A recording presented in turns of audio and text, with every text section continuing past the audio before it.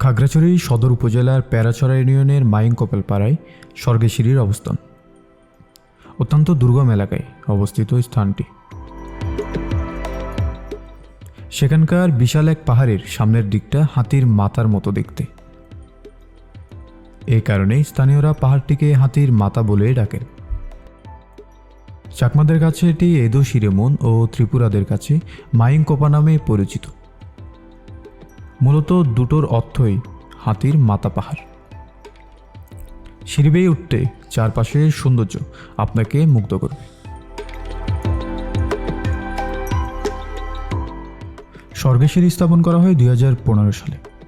শুধু স্থানীয়দের চলাচলের জন্য 12 লাখ টাকা ব্যয়ে সিঁড়িটি স্থাপন করে পার্বত্য চট্টগ্রাম উন্নয়ন বোর্ড। নান্দনিক এই সিঁড়ি যেমন স্থানীয়দের প্রয়োজন মেটাচ্ছে, ঠিক তেমনি পর্যটকদের কাছেও আকর্ষণীয় হয়ে উঠেছে।